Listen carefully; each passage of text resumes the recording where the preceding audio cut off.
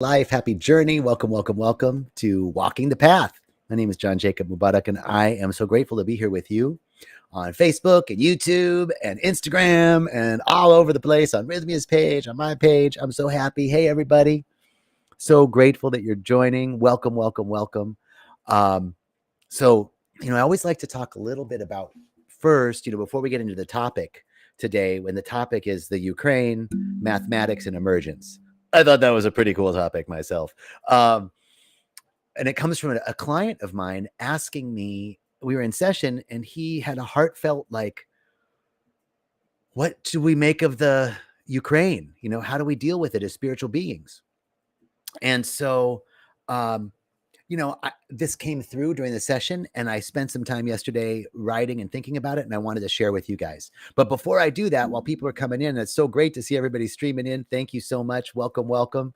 I want to remind you what's going on at Rythmia every week, what's available for you at Rythmia every week, which is transformation, releasing trauma, returning to a state of wholeness, returning to a state of original bliss, forgiving the unforgivable, and healing mentally, physically, emotionally, and spiritually. And why does that happen at Rythmia so successfully every week? Because it's a very specific combination of healing modalities in a very specific way that has brought this use of plant medicine together, ancient traditions of plant medicine, modern techniques blended together, that cause this thing called a soul merger, where we come back to ourselves, where we come back to the wholeness that who we are. And it's from a state of wholeness that we heal. It's from because the consciousness that heals is the consciousness that sees wholeness. It's from a state of wholeness that we know what the next thing to do is. It's from a state of wholeness that we know who the right person is. So that's what's going on at Rythmia. That's why it's so profound and powerful. So if you have any questions about Rythmia, call the number. Our agents are standing by to answer any questions for you. Now, welcome everybody. Let me take a minute here and just say hi to all these beautiful beings. Sherry, hey, Dorota, always a pleasure. Donna from Calgary. Candace, my sister. So great to have you all. Colette and wow, Mark and Bells and Self-Love and MDC Happiness. Thank you all so much for joining. Keep on. We're going to have a great, I'm so excited to tell you what's going on today. All right. What's in my mind and heart about the Ukraine, mathematics, and emergence. So my client asked me, what do we do? How do we process this? He was worried. He had family in the area. And, I want to acknowledge, first of all, that a great deal of my thinking around this comes from just being around Reverend Michael for so many years and working in his office and talking to him about stuff like this. So I want to acknowledge him in this. Belinda, great to see you. So the nation-state system as it stands, the nation-state system is basically an extension of the ego, right? What is the ego? A healthy ego. A healthy ego is an ego that is confident, has self-confidence, that does not require the domination or submission of another in order to feel that self-confidence. It's not a zero-sum game. A healthy ego is understanding, has compassion, is supportive, has boundaries, has good boundaries, understands what their needs are, knows how to ask for them, knows how to be in communication with others, open, honest, loving communication, direct and honest communication. These are all hallmarks of a healthy ego. An unhealthy ego is sort of like the Lord of the Flies. Remember Lord of the Flies? Those kids get stranded and it turns back to this state of nature, right? Hey, Michael. Hey, Debbie. Hey, Carmen. Hey, Leah. Thank you so much. So the state of nature, these kids get shipwrecked on an island and they turn into what we would consider now immature masculinity or immature ego, the need to dominate, to require absolute submission in order to confirm your submission to the other individual, the need to dominate, the need to control, the need to take and exclude. These are all aspects of an unhealthy ego. Well, these are all aspects of what's going on in a nation state. I mean, any nation state, including the United States, all states have boundaries, right?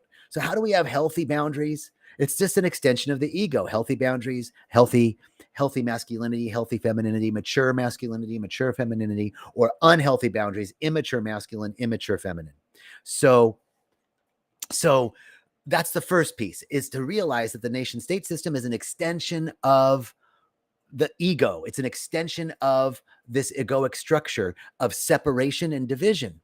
Now, and in this particular situation, it's an unhealthy, immature expression of ego, right? Complete domination and submission is required in order to take what's mine, right? There's something that's mine and that's not yours. And that's on one level an expression. It's the last vestige of the external expression of the ego. Now, that's the way it is right now, up until now. We're going to talk about changing the consciousness in a moment. And that's emergence and mathematics. So, okay, so here we have this expression of the ego. And here's the other thing that we need to think about in terms of the Ukraine.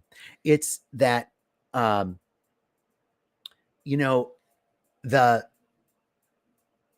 do I want to say this?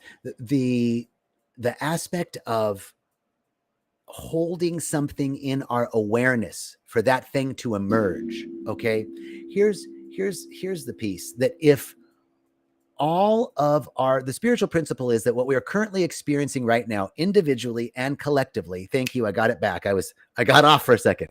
The thing that we are talking about here is our experience right now, the present moment. I did a Facebook Live on the inevitable present moment. So the inevitable present moment right now is inevitable. It's inevitable. So what's happening in Ukraine right now is inevitable. Why? Because this moment now is a condensation of our previously held opinions, thoughts, judgments, points of view, and perspectives. We know the principle that where our attention goes, our energy flows. Where our attention goes, our energy flows. So this now moment, what we're experiencing right now individually and collectively, is a reflection of our individual and collective previously held points of view, perspectives, opinions, judgments, beliefs, experiences, etc., that brought us here. It's a condensation. It's like a crystallization. What happens when something condenses? It's like water is out here and it condenses into a condensate, right? Or a crystallization. So this is the inevitable now moment. Now, if this now moment is dependent or is an effect of our previously held thoughts and beliefs, then the next moment will be an effect of our current thoughts and beliefs. This is where we have power. This is what our responsibility is in a situation like the Ukraine. Now, so there's one thing that we can do individually. I want to jump back for a moment and talk about politics. I used to think that being the news, that I used to be a political junkie. I watched all the news. I was ready to have my talking points ready to argue with the other side, right? I used to think that was political activism. That's not. That's political spectatorship. Being a political spectator is watching, like you're watching a sports game. If you're watching a soccer game or a football game or a basketball game or whatever game you're watching it. You're not participating in it. You're not active in it. You're passive. You're watching. When we're watching the news and staying up on all our talking points and we're not being politically active. We're being political spectators. And we get just about as much out of it as being a spectator, right? If you want to be politically active, all politics is local. If I want to be politically active, all politics is local. That means get involved at the local level. Join your town council. Meet your councilman. Get a group of neighbors together that are like-minded, that have the same concerns and issues and that make a difference in your life right where you are. That's the purpose of democracy. Political activism means that you're just active in your environment. You're active in your community. I'm doing the things that are called upon me to do, so that you can make an impact on the things that affect you in your daily life. So, for example, here in Guanacaste right now in Costa Rica, there's lots of fires, and we're organizing a group of people to go support the firefighters and take water and food and do we can help. During COVID, there was a lack of food for some of the local people. We organized a group, got food, distributed it, right? This is what it's called being involved. We got to do that. And we don't think that watching the news and being up to date on every minutia in the Ukraine is being involved. If we want to be active or involved in the Ukraine, we can contact non-governmental institutions, see if there's relief funds that are available. We can organize prayer groups. You can participate in a heart coherence group, global coherence group for joy and for peace, right? It makes a difference. Now, I'm going to get back to that point I was talking about earlier about how the inevitable present moment, that this moment is inevitable, and that it's a condensate of our previously held beliefs, and that if we want to change the next moment, then we have the responsibility, our ability to respond to the present moment is the only power we have. Viktor Frankl says the only power we have is our ability to respond to the present moment. So if this now moment is a condensate of the past, then we have a responsibility to see what is emerging in the future. What is emerging in the future? That is I'm looking at this guy, Sam. You're telling me I'm an asshole. Okay, brother. I'm just going to thank you. Okay, great. So, anyway, I don't know what's going on. So here's where we get to do our inner work. So one thing, if you want to be politically active, go get involved in the community. There are things to do. There are places you can serve. Now we can also do our inner work collectively and individually to hold for the emergence of peace in the Middle East, emergence of peace in the Ukraine, the emergence of peace in China. There's emergence of peace everywhere, right? That is what we can hold in our awareness. We can hold that. And if this now moment is a condensate of our previously held beliefs, then by holding that, we're midwifing the emergence of that. Now, here's a spiritual principle that is really important to think about this. It's called vertical time versus linear time. Now, vertical time means that, or linear time is this sort of like, well, this happened. It's this cause and effect Newtonian idea of time for, beginning, middle, end. Vertical time is it's all happening now. Everything is happening now. There's no past, there's no future, there's just now. And when we get to the future, it'll be now. So it's just now, right? That's the idea of vertical time, that it's all happening at the same time. So in that idea, and we're going to take that idea and loop it back together with the idea of what's emerging. With that idea, we can say, well, how do we understand that it's all happening now? For example, I'm going to give you an example. This is from my friend and brother, Panache Desai.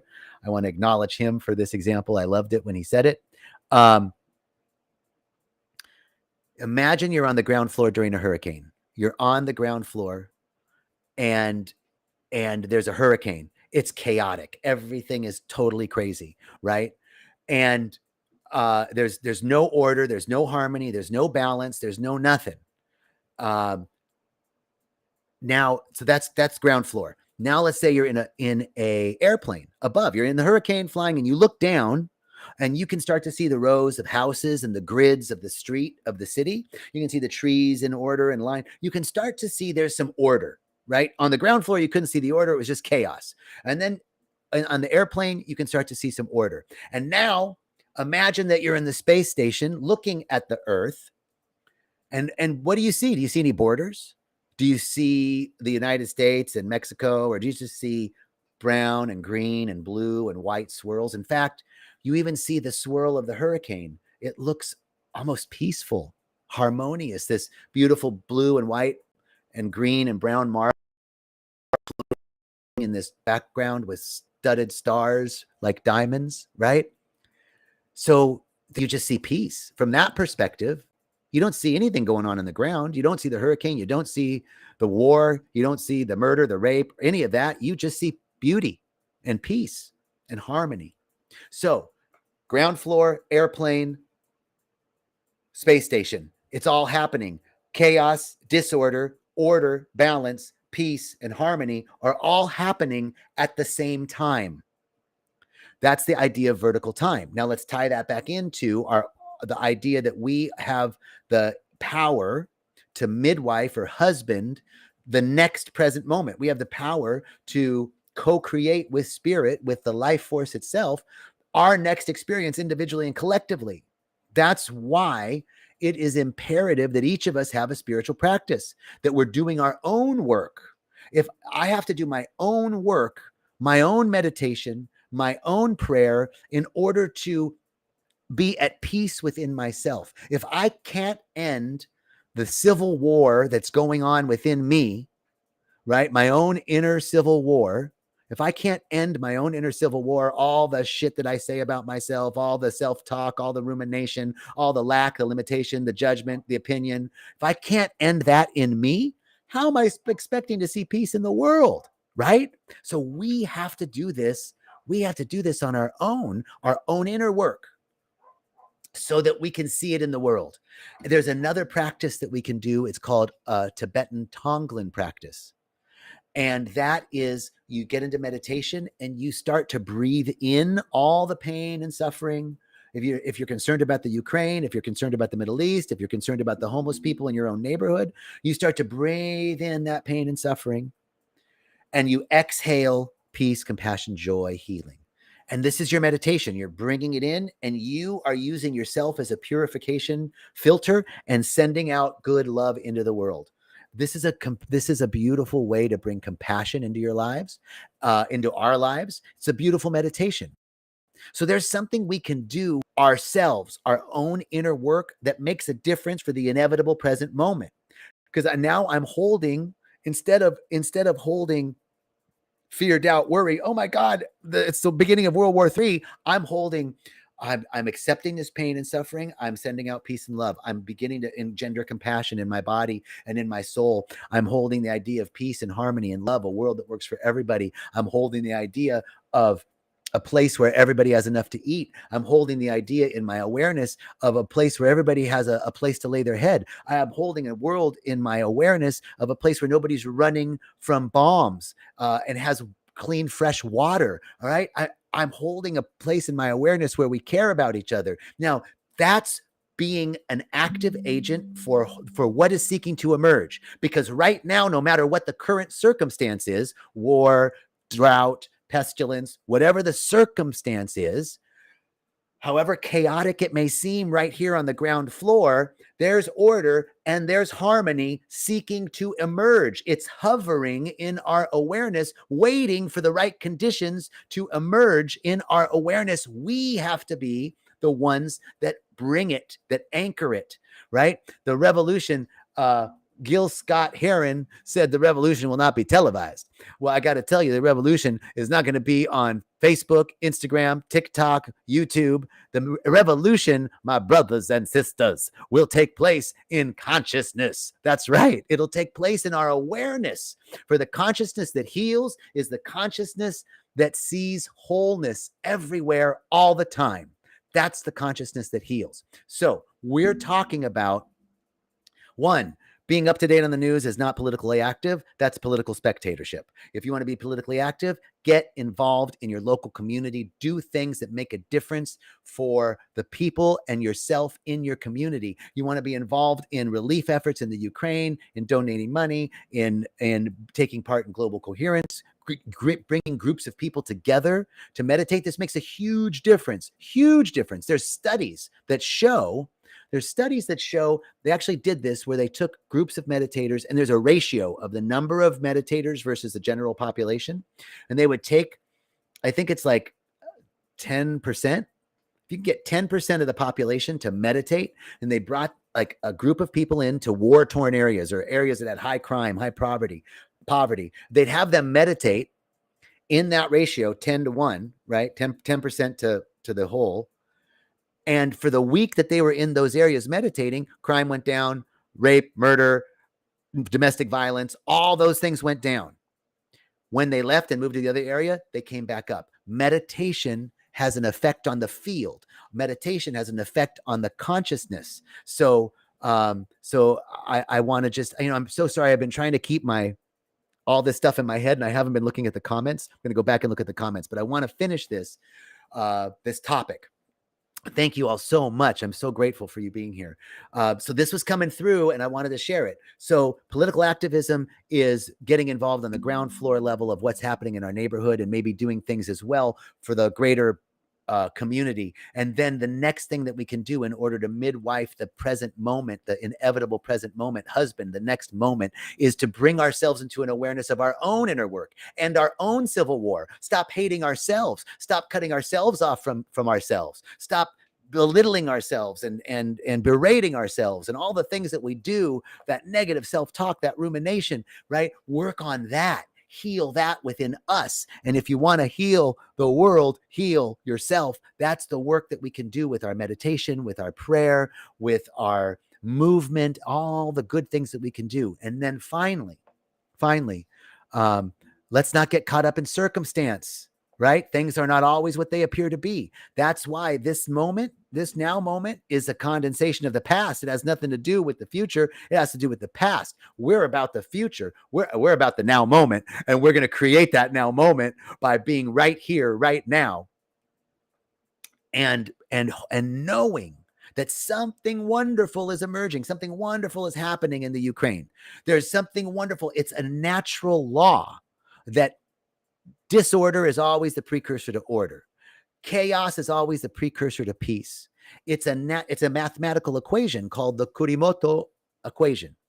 The Kurimoto equation is an undergraduate physics experiment, and its basic presumption, its basic statement is that all systems, biological or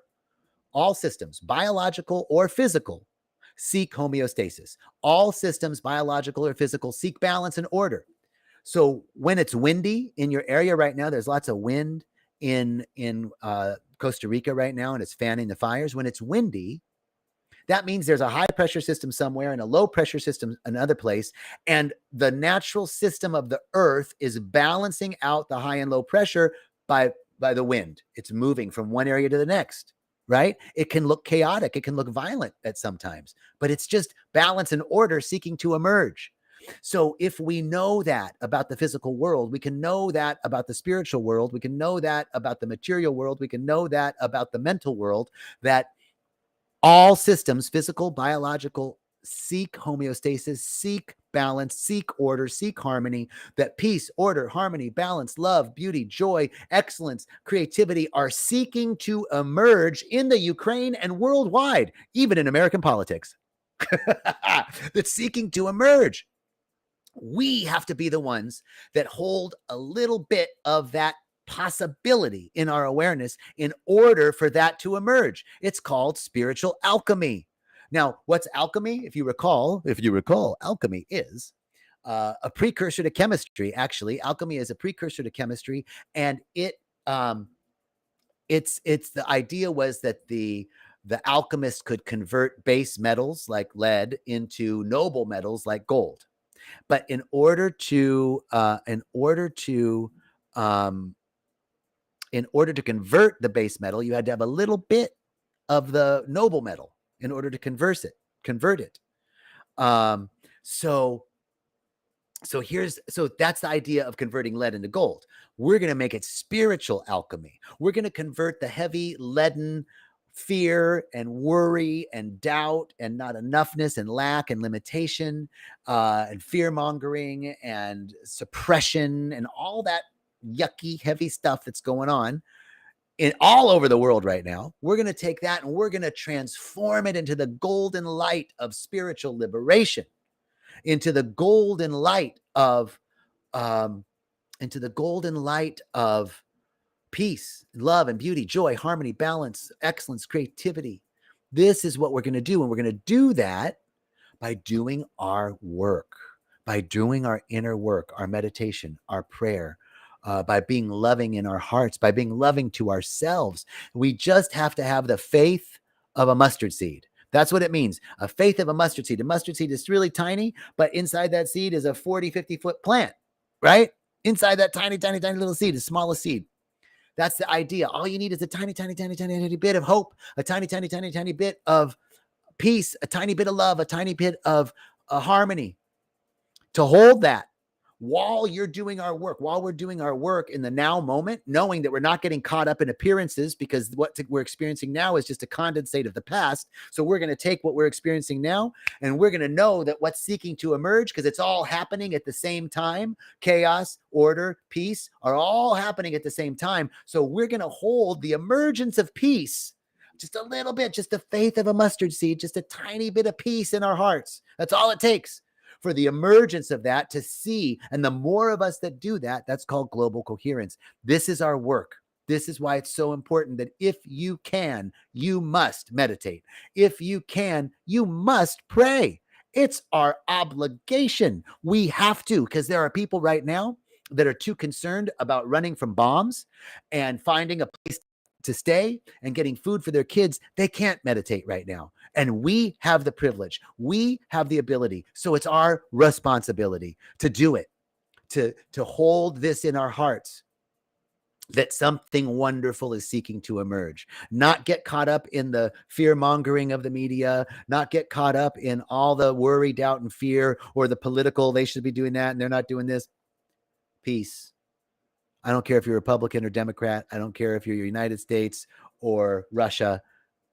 It doesn't matter. We're all human, and we all want peace. We all want harmony. We all want to live. We all want our kids to be safe. We all want to be safe. We all want enough to eat. We all want clean water, right? All for everybody. Wow. So I'm going to look back at these comments. You guys are awesome for making these comments. Thank you so much. Let's see here. Wow, you guys were really cruising here. The inevitable present moment, brood of the spirit poured out. Let's show this. Piscean spiked Aquarian dawn. Woo! Oh boy, girl. Leslie, you are going all in on that one. Let's see. Oh, thanks, Dahlia. Debbie, Ballard, Belinda, thank you. Lisa and Max, thank you. Peter, hey brother, miss you too. So glad you're doing that. Peter, Debbie, Donna, thank you guys. Vanessa has a good comment here. People want to save everybody but themselves. Do you think it's normal to reaction if some isn't ready to face their own chaos in their lives to fully focus on other people, world affairs? How can we help out our brothers and sisters? Well, this is a really good question, Vanessa. And here's the thing. Everybody's on their royal road. This is where we get to trust God, right? This is where we get to trust in spirit. For those of you on Instagram, Vanessa asked, how can I help people who aren't ready who are outwardly projected, looking at outward circumstances instead of doing their own inner work? Well, the fact is, you just got to love them for who they are, just as they are, without opinion and judgment, because judgment and opinion and condemnation never liberate. The only thing that liberates is acceptance. And so as you accept them for just who they are, like we were all there, we're all going to we're all doing our best. And we just have to trust that divine providence, that someday that they're on their royal road and to that royal indwelling, that secret place within us where we know love, we know God, we know peace inside, that we'll all eventually get there. So we just have to know that for them. And for us too, right? We're all on the road. So the best thing that you can do to help them out is to see them as whole, to see that they're on their road, and to trust in providence, trust in the universe, trust in spirit, trust in God, whatever phrase, wordology works for you. So that was a great comment. Thanks, Vanessa. Great question. Debbie, let's see. Donna, thank you for the timely topic. Thank you so much. Belinda, let's see what else is going on here. Thank you guys. Hey, Joe, Sherry, thank you always. All my Instagram folks over here, thank you all so much for joining in. I just am so grateful that I get to do this. Thanks, Jerry. I'm really grateful that I get to do this. I really love it. And I love being with you guys. You can always direct message me at John Jacob Mubarak on Instagram or Facebook. You can go to my website, johnjacobmubarak.com. There's some free meditations there for you if you want to check out a meditation. And if you have any questions about spiritual counseling or breath work, I'm just so excited to have this opportunity. I'm wishing you so much love, so much joy, so much peace. Remember, it's all happening now. It's all happening now. So no matter what the circumstance, we can say, I remember vertical time. There's some peace here. Let me see it. There's some harmony here. Let me see it. There's some joy here. Let me see it. There's some abundance here. Let me see it. There might be a bunch of shit right now, but if there's so much shit here, there's got to be a pony somewhere. That's what. All right, y'all. So much love. Thank you so much, Jeff, brother Jeff. See you in Peru. If you're interested in a trip to Peru, let me know. A men's trip. We're doing a men's retreat to Peru. Direct message me. Sending you all much love and light, peace, and richest blessings.